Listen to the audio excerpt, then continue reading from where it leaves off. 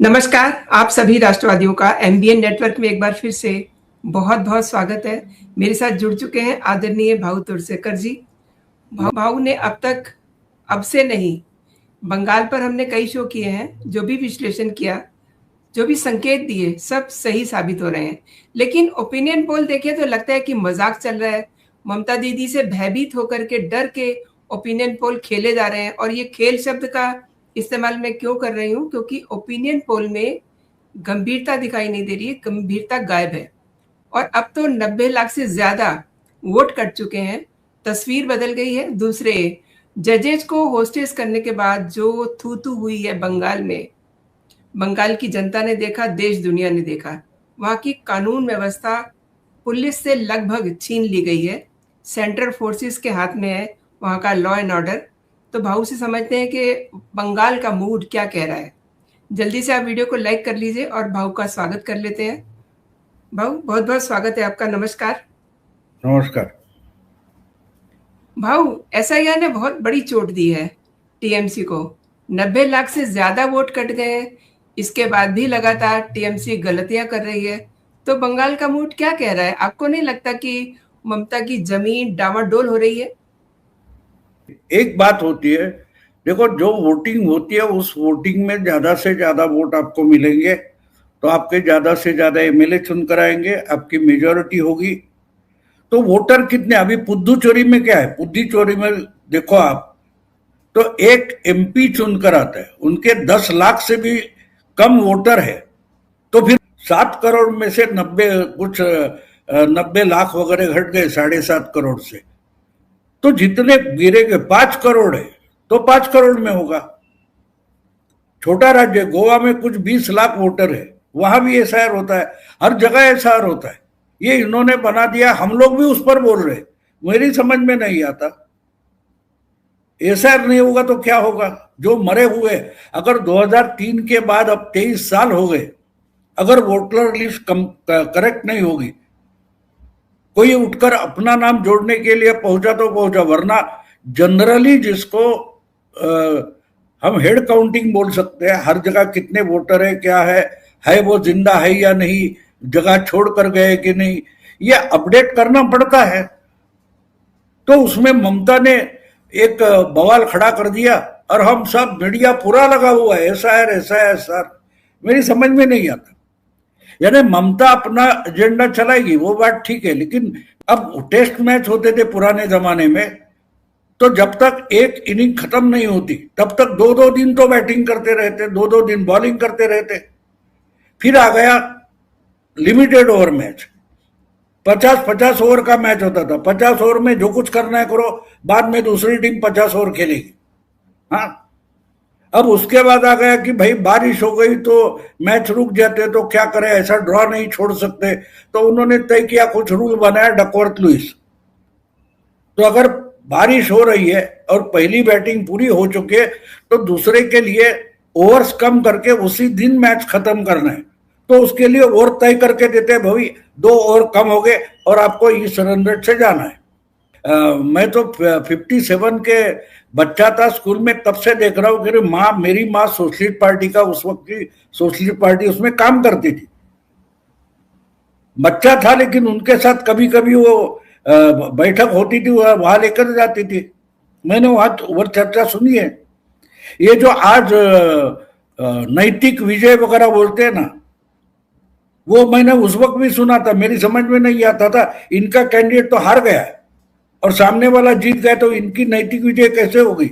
बच्चा था, मेरी समझ में नहीं आता, अब समझ में आता है, हारने का मतलब नैतिक विजय होता है। तो इनकी भाषा जो है वो अगर हम समझ नहीं पाते तो उसको छोड़कर अपना दिमाग लगाना चाहिए। अब देखो, ये एसआईआर होने के बावजूद अगर असम में कल 85% वोटिंग हुआ है तो बात साफ है, सब ढंग से चुनाव चल रहा है। जिनको गारंटी है कि वो हारने वाले हैं वो तो रोएंगे ना, हर चीज पर रोएंगे। जो स्टडी नहीं करता वो बच्चा बोलता है कि ये सिलेबस के बाहर का था, गलत क्वेश्चन पेपर निकाला, ये तो बच्चे रोते हैं, हम हमेशा आसपास भी देखते हैं। तो ममता का रोना ठीक है। ममता ने जो 5 साल से 15 साल से काम किया है उसके परिणाम अब उसको दिख रहे कि लोग नाराज है, लोग नाराज है, वो दिखाई देना है, दे रहा है, और लोग अपने से नाराज है तो हमको हराएंगे, ये ममता को समझ में आ रहा है। तो वो मेरी गलती नहीं है बताने के लिए और कोई कारण दिखाएगी, मुद्दे आगे करेगी, तो एसआईआर पर लगी हुई है। और जब ये एसआईआर, हाँ एक बात, ममता पर आरोप और ममता के पहले के भी ये आरोप रहते हैं कि बोगस वोटिंग होता रहा, बूथ कैप्चरिंग होता रहा। तो चुनाव आयोग बंगाल के हर चुनाव में अपने तरीके से फ्री फेयर इलेक्शन हो, इसलिए अलग अलग प्रयोग करते आया। 2011 में ममता जीत गई तो उस वक्त पहली बार 7 चरणों में वोटिंग हुआ था, 7 चरणों में। तो उस वक्त सीपीएम वाले भी बोलते थे क्यों 8 चरण क्यों, अगर महाराष्ट्र में 2 या 3 में होता है, तमिलनाडु में 1 या 2 में होता है, तो बंगाल में क्यों, ये लेफ्टिस्ट बोलते थे। लेकिन गुंडागर्दी कम करने के लिए उतने ही सेंट्रल फोर्सेस हो, पुलिस फोर्स हो, वो सही जगह ज्यादा तादाद में खड़े करने के लिए चरण बढ़ाए गए ताकि कम से कम चुनाव क्षेत्र में बंदोबस्त रखा जाए।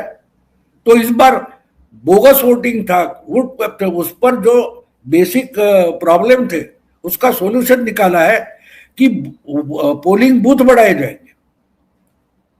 600, 700, 800, अगर कॉलोनी में 600, 800 वोटर है, उनके लिए कॉलोनी में ही बूथ बनेगा, ना उनको बाहर जाना पड़ेगा, ना गुंडागर्दी का सामना करना पड़ेगा। तो इसलिए 2 चरणों में लाया है उन्होंने। और दूसरी बात, बोगस वोट कहां से होता है, जिनके नाम है लेकिन वो लोग है ही नहीं, तो उसके लिए एसआईआर हो गया। हाँ, अब इसका अंदाजा जो है ओपिनियन पोल करने वाले हैं उनके पैरों तले जमीन निकल गई है, क्योंकि ओपिनियन पोल जो होता है वो परसेंटेज वाइज होता है, और परसेंटेज वाइज ये बात होती है कि पिछले चुनाव में क्या हुआ था, किसको कितने परसेंट मिले थे। अब इस बार लोगों का वो सैंपल लेते, कुछ अभी 6.5 करोड़ वोटर है, उसमें से आप 50 करोड़ 60 लाख हजार लोगों का आप ओपिनियन पोल चेक करते, सर्वे करते। ठीक है, वो हर सेक्शन के लिए होगा, लेकिन बात ये होती कि वो परसेंटेज निकालते, वो परसेंटेज पिछले चुनाव को लगाएंगे कि अगर इतना परसेंट, पिछली बार ममता को 48% मिला था, इस चुनाव ओपिनियन पोल में दिखाई दे रहा कि 41% मिल रहा है। तो उसी आधार पर वो पिछले को साथ में लाएंगे, पिछले आंकड़ों को। लेकिन इस बार वोटिंग का जो वोटर संख्या है वही घटी है, तो इनके बेस जो है वो बिगड़ गया। और इसलिए ओपिनियन पोल अगर सैर भैर होकर या मानो बौखलाए लगते हैं, इसका कारण वो है, उनकी समझ में ना आ रहा है कि हमारे पैरों तले जमीन नहीं है, हम अधांतर है। तो ओपिनियन पोल निकालेंगे, उसका परसेंटेज निकालेंगे, लेकिन वो अप्लाई कहाँ करना है पता नहीं, वो जमीन नहीं है। इसमें ओपिनियन पोल की गड़बड़ हुई है। उनका डेटा गलत है, मैं नहीं मानता। मैं मानता हूं कि वो डेटा जहां अप्लाई करना है वो जमीन नहीं है। लेकिन भाऊ, मीडिया अलग से नाप तोल के बोल रहा है और बंगाल के अखबार भी डरे हुए हैं। आपके पास भी वो खबरें आ रही होंगी, और जो पॉलिटिकल विश्लेषक हैं वो अलग से डर करके विश्लेषण कर रहे हैं, अपना जो उनके मन में आ रहा है वो बोल रहे हैं। मतलब उन्हें ये कैसे पता है कि कौन डरा हुआ? आपको नहीं लगता कि ओपिनियन पोल वाले ही डरे हुए हैं? अब उस पर तो मैंने वीडियो ही बना दिया है, वोटर निर्भय बना है और पोस्टर डरे हुए, इस पर मैंने वीडियो ही बनाया। क्योंकि ये नोएडा में बैठकर बोल रहे, तो वो डरे हुए, और डरे ही इसलिए वोटिंग को नहीं जाएंगे। उनका वोटर लिस्ट में नाम तक नहीं है, क्योंकि वोटिंग बंगाल में होने वाली है। तो ये अपनी मनगढ़ंत कहानियां बता रहे, आज तक का जो अनुभव होता है।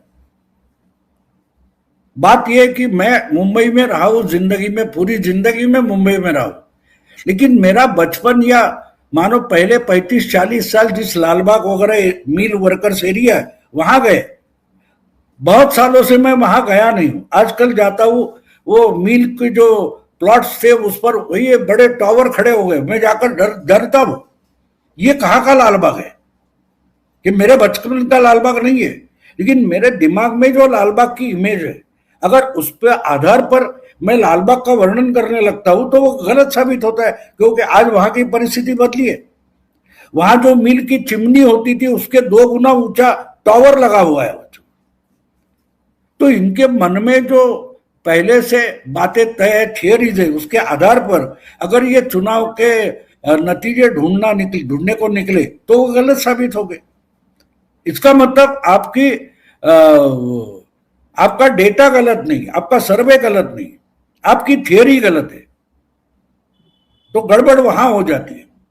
इसलिए ये तय नहीं कर पा रहे कि इतने परसेंट वोट हो गए तो वो कितने कन्वर्ट हो गए, कितने सीट में जाएंगे, ये इनको समझ में नहीं आ रहा है, क्योंकि एसआईआर से जो बेस था वो बदला है। और दूसरी बात है कि जो पिछले 3-4 चुनाव में परिस्थितियां थी वो बदली है। चुनाव आयोग आपको मस्ती करने नहीं देने वाला है। जिस ढंग से वो मालदा हो, मुर्शिदाबाद हो, वहां की गुंडागर्दी है, उसके बाद सुप्रीम कोर्ट, हाई कोर्ट से लेकर चुनाव आयोग ने जो कड़े फैसले लिए, उसके बाद समझ में आ रहा है वहां के गुंडे डरे हुए, जो लोगों को डराते थे वो खुद डर गए। अगर लोग डरे हुए तो वो शुभेंदु अधिकारी के पर्चा भरने के लिए, नॉमिनेशन के लिए जो रैली निकली थी, उसमें तो हजारों लोग नाच रहे थे, महिलाएं नाच रही थी, और टिपिकल बंगाली साड़ी पहनकर झांझ वगैरह बजा रही थी, ढोल बज रहे थे, ट्रम्पेट बज रहा था, डमरू बज रहा था, शंख बज रहे थे। वो उनको क्या Z+ सिक्योरिटी मिली है? वो तो रैली खत्म होने के बाद अपने अपने घर में जाएंगे। उनके चेहरे तो गुंडों ने देखे ना। कहीं सुना है पिछले 2-3 दिन में उनको किसी ने जाकर पीटा, धमकाया? तो ये घर में बैठकर टेबल न्यूज बनाते हैं कि नहीं नहीं, बंगाल तो वायलेंट ही है, बंगाल का चुनाव मतलब वायलेंस होना ही होना है। ये सालों से चलता है, ये हमने सालों से सुना है, सांप दिखा तो मारो पहले, क्योंकि सांप डसता है। अब हर सांप जहरीला नहीं होता, ये अब लोगों के समझ में आ रहा है ना। हर सांप को लोग नहीं मारते जी, अपने रास्ते से जा रहा है जाने देते, लेकिन दिमाग में पीढ़ियों से जो बचा भरा है कि नाग या सांप डसता है और हम मर जाते। तो जिनको नई जानकारी नहीं है वो पुरानी जानकारी पर चलते हैं। तो जो पॉलिटिकल एनालिस्ट है और ओपिनियन पोल करने वाले हैं वो पुरानी जानकारी पर फंसे हैं। वो वहां जाके आप देखो तो आपको पता चलेगा। और भाऊ, बंगाल के लोगों से जब बात होती है तो ये भी समझ में आ रहा है कि अब उनके लिए सबसे इम्पोर्टेंट क्या है। मतलब उन्हें इससे मतलब नहीं है कि ममता हारेगी या जीतेगी, उन्हें एक बदलाव चाहिए। तो ये आपको नहीं लगता कि एक बहुत स्मार्ट मूव है बंगाल की जनता का? नहीं, मैं नहीं मानता कि बदलाव चाहिए, लोगों को बदला चाहिए। देखो, पश्चिम बंगाल की पॉलिटिकल सिचुएशन लोकसभा चुनाव के बाद बदल गई है। क्योंकि आपको याद होगा 2024 के जून में, मई में, अप्रैल में, 2 साल पहले जो लोकसभा का चुनाव हुआ था, उसके 2 महीने बाद अगस्त 2024 में हसीना वाजेद को बांग्लादेश छोड़कर भागना पड़ा। वो ठीक है, वहां की जो कुछ राजनीति होगी उसका परिणाम होगा, वो छोड़ दो। बात ये थी कि उसमें हिंदुओं का दोष क्या था। ये पार्टी हो या वो पार्टी हो, BNP हो या जो कोई अवामी लीग पार्टी हो, वो दोनों का झगड़ा था, जमाते इस्लामी का झगड़ा होगा। लेकिन वहां की जो हिंदू जमात है, हिंदू पॉपुलेशन है, उनका उसमें क्या प्रॉब्लम था? उनको मारने की क्या जरूरत थी? बहुत सारे लोगों के घर जलाए गए, मारा गया, पीटा गया, घायल किया गया। तो उसकी मुझे याद है, उसकी पहली रिएक्शन पश्चिम बंगाल में सिलीगुड़ी में आई थी। सिलीगुड़ी में, पश्चिम बंगाल में, इंडिया में लोग रास्ते पर उतर आए थे और निषेध कर रहे थे। और उसके बाद 1 हफ्ते बाद बंगाल में 1 लाख 1.5 लाख से ज्यादा हिंदू इकट्ठा हो गए ढाका में। और जो वहां का उस वक्त का एडमिनिस्ट्रेटर था मोहम्मद यूनुस, उसको सरस्वती मंदिर तोड़ा गया था, उधर जाकर माफी मांगनी पड़ी थी। तो आज बंगाल का जो आम हिंदू है वो जानता है कि अगर मुस्लिमों को तुष्टीकरण करने वाली ममता फिर से जीतेगी तो ये भी पश्चिम बंगाल पूरा बांग्लादेश बन जाएगा और उसको रोकना है। तो लोगों को बदलाव नहीं चाहिए, बदला चाहिए। जो मुस्लिम तुष्टीकरण करेगा हम उसको सत्ता में नहीं आने देंगे। और ये ममता वैसे भी ग्राउंड की लीडर है, उसको पता है, वो उसके पार्टी का ही नाम तृणमूल कांग्रेस है, ग्रासरूट लेवल से आई हुई कार्यकर्ता है। तो लोगों में जो बदलाव हो रहा है उसको पूरा पता है और इसलिए वो ज्यादा से ज्यादा मुस्लिम वोट अपनी तरफ रहे इस भरोसे हिंदुओं की परवाह ना करते हुए वो जो 30-35% मुस्लिम है उनको अपने साथ पोलराइज करने के पीछे पड़ी है। क्योंकि उसने देखा है बहुत सारा चुपके ना बोलने वाला भी हिंदू अब रास्ते पर उतरकर खुलेआम कैमरे के सामने भी बोलने लगा है। अब हर हिंदू बंगाल का जो कोई 4-5 करोड़ हो वो आकर पत्रकार को नहीं बोलेगा कि मैं नहीं डरा हूं। उसको काम अपना करना है, घर का चूल्हा रोज जलाना है। वो पत्रकारों के लिए खाली नहीं है, प्रवक्ता नहीं है, लेकिन वो अपने तरीके से काम रहा है और ये आपको अलग अलग ओपिनियन पोल में भी रिफ्लेक्ट होते हुए दिखाई देता है। मैं 2 ही ओपिनियन पोल के डेटा पॉइंट आपको बताऊंगा। एक है कोई वोट वाइब करके जो एक संस्था है, उसने जो लिया उसमें एक सवाल था एसआईआर के बारे में आपका क्या मत है। तो 66% उस ओपिनियन पोल में 66% लोग बोल रहे हैं कि एसआईआर अच्छा तरीके से हुआ है, एसआईआर होना चाहिए था। तो वो बोल रहे उसका मतलब वो डरे हुए? बिल्कुल नहीं। वो बता रहे ममता झूठ बोल रही है, ममता गलत मुद्दे पर बोल रही है, ममता झूठी है। तो वो 66% साफ साफ बोल रहे हैं कि हमको ममता का झूठ हमने पकड़ा है। तो क्या झूठ बोल रहे इसको ले वोट उसको देंगे? नहीं देंगे। एक डेटा पॉइंट। दूसरा, उन्होंने उस ओपिनियन पोल में पूछा कि भाई आप किस मुद्दे पर वोटिंग करने वाले हो। तो 58% बोलते हैं कि हमको डेवलपमेंट चाहिए। क्या ममता डेवलपमेंट पर बोल रही है? नहीं बोल रही है। मोदी या शाह बोल रहे। 54% कुछ लोग बोल रहे हैं कि हमें पलायन करना पड़ता है पढ़ने के बाद और बाकी राज्यों में स्टेट में जाकर जॉब ढूंढनी पड़ती है, हमको यहाँ एम्प्लॉयमेंट चाहिए इसलिए इन्वेस्टमेंट चाहिए। क्या ममता उस पर बोल रही है? नहीं बोल रही है। अमित शाह बोल रहा है, नरेंद्र मोदी बोल रहे हैं। तो उससे साफ झुकाव दिखाई दे रहा है।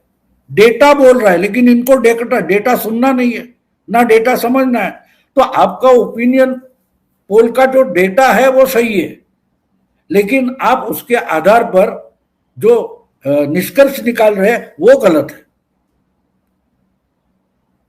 और इससे भी अगर कोई न्यूट्रल लोग ममता के साथ जाना चाहते थे उनको भी मालदा और मुर्शिदाबाद की घटनाओं ने दूर ढकेला है।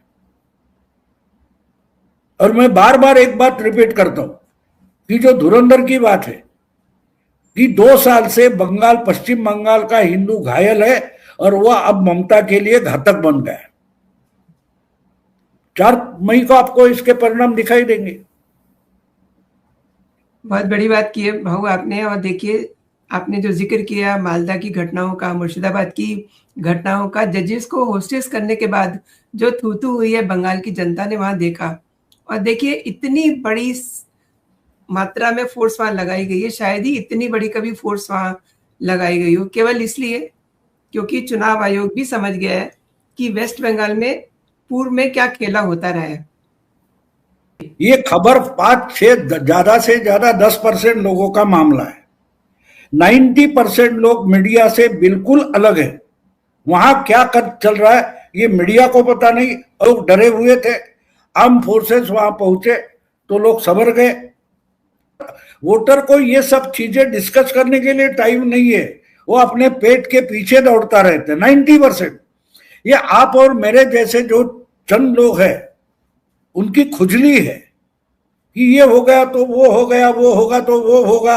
ये चर्चा करना हमारी खुजली है, आम जनता की नहीं है। उनकी समस्याएं अलग है, उनकी समस्याओं का हमें पता तक नहीं है।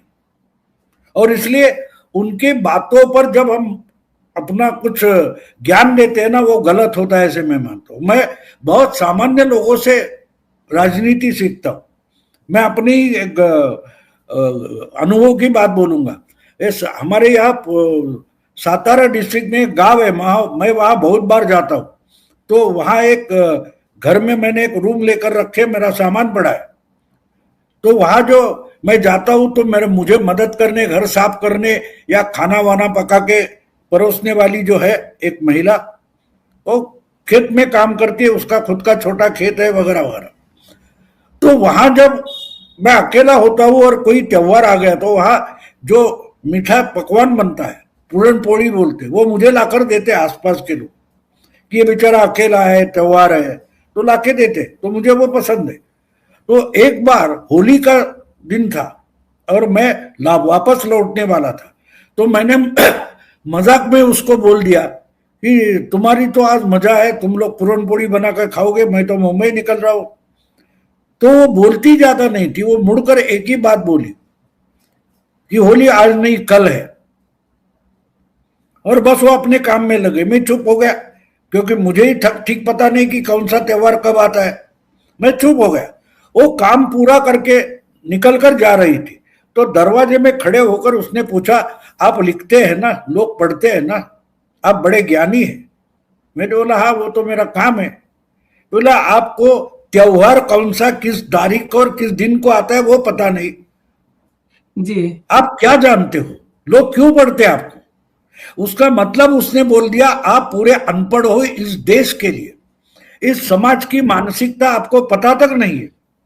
और ये ऐसे 90% लोग होते जिन पर मैं बोलता हूं, मैं लिखता हूं, पूरा मीडिया बड़ी बड़ी बातें करता है ना, उनको पता नहीं है 90% लोग क्या सोचते हैं।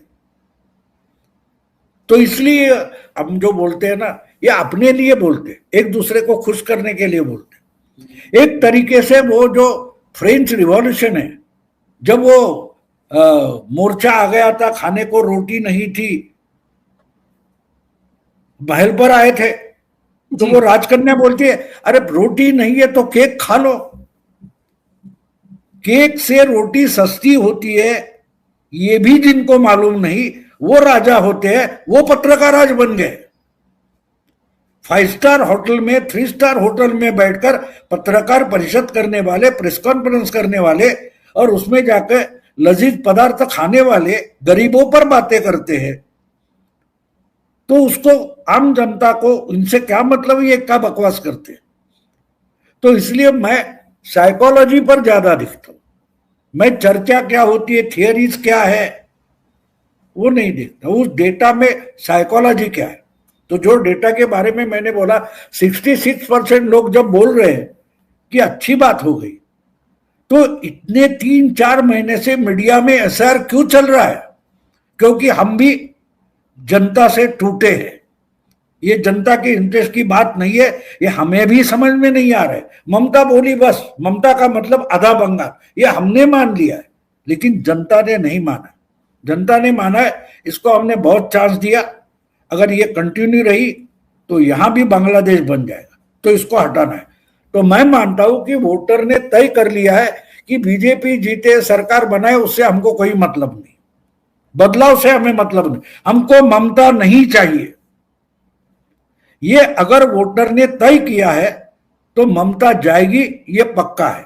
और मेरा अंदाज ये है, पहले से मैं 2-2.5 महीने से बोल रहा हूं कि बीजेपी 150 प्लस हो जाएगी, लेकिन अब मैं मानता हूं कि 175 से ज्यादा बीजेपी होगी, 200 तक भी चली जाएगी, लेकिन ममता 100 के आगे नहीं जाए, 100 नहीं कर पाएगी। ममता ट्रिपल डिजिट में आने वाली नहीं है, ये मेरा आज का अंदाजा है, 3 हफ्ते पहले का। आपने भाऊ जो अंदाजा लगाया है, आपका अंदाजा वैसे बहुत कम गलत होता है। और असम में जिस तरीके से हमने बम्पर वोटिंग देखी, क्या हम बंगाल में भी वैसी वोटिंग देखेंगे? बिल्कुल, बंगाल का बिहार होते हुए मैं देख रहा हूं। बहुत बढ़िया बात की आपने। और बिहार के बारे में भी मैंने, जब वोटिंग खत्म हो गई थी, बम्पर वोटिंग सेकंड राउंड में हो गई थी, तभी मैंने बोला था शायद 200 क्रॉस कर देंगे, लेकिन 160 70 के आगे जाएंगे, शायद 200 क्रॉस करेंगे, सचमुच 200 क्रॉस हो गया। हाँ, एक बात है, अगर मुझे गलत साबित करना है तो ममता 50 के भी नीचे आकर दिखा सकती है, वो बात अलग है।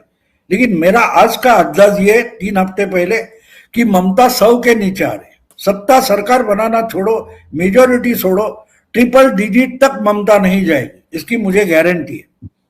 जो मैंने ओपिनियन पोल देखे, उनकी चर्चा सुनिए, उनका डेटा वगैरह पॉइंट्स है वो देखे समझे, उसके आधार पर, मैं तो घर से बाहर नहीं निकलता, मैं नवी मुंबई में बैठा हूं, लेकिन मैं मानता हूं कि डेटा भी बोलता है, लेकिन वो डेटा सुनना चाहिए। डेटा कुछ कह रहा है, वो अगर आप सुनेंगे तो आपको पता चलेगा। तो इसलिए मेरा मानना है कि कुछ भी हो जाए, ममता जीतने वाली नहीं, ममता सरकार नहीं बनेगी। और उससे भी और एक बड़ी बात जाते जाते बोल दो, आसाम का वोट खत्म हो गया, हेमंतो विश्व शर्मा वहां से फ्री हो गया। जी अब जी 11 अप्रैल से 27 अप्रैल तक कम से कम 16 दिन हेमंतो विश्व शर्मा बंगाल में बवंडर बनकर आएगा, बवंडर बनकर बिल्कुल, टूट पड़ेगा। हेमंतो विश्व शर्मा का कहर बंगाल में टूट पड़ेगा ममता पर। बहुत बड़ी बात ये कही है भाऊ आपने। बिल्कुल धुरंधर के स्टाइल में वो बंगाल में पहुंचने वाले हैं हेमंता विश्व शर्मा। और देखिए ममता दीदी तो अपने भतीजे अभिषेक बनर्जी को सेट करने चली थी, लेकिन उनकी चटाई ही अब छिनती हुई नजर आ रही है। एक बात आप समझ लो, देखो मोदी जी बोलते हैं, अमित शाह बोलते हैं, वो अलग है। शुभेंदु अधिकारी अभी उतना बड़ा नेता माना नहीं गया, लेकिन हेमंतो विश्व शर्मा ये सक्सेसफुल पॉलिटिशियन है। 5 साल उसने आसाम बदल कर दिखाया है। तो मेरा मानना है कि, और वो अच्छी बंगाली भी बोल सकते हैं हेमंतो विश्व शर्मा। तो इसलिए मोदी और अमित शाह से भी ज्यादा, शुभेंदु अधिकारी से भी ज्यादा अगले 15 दिन हेमंतो विश्व शर्मा बंगाल में बड़ा प्रभावी बवंडर बन के आएंगे, क्योंकि अब उनको असम की जिम्मेदारी नहीं है। काउंटिंग होगी तब होगी, उनको असम से छुट्टी मिल गई है, तो वो पूरा टाइम बंगाल में रहेंगे और बंगालियों को अच्छी तरीके से समझेगा, उस भाषा में बोलेंगे, और इसका परिणाम ममता को बहुत भारी पड़ेगा।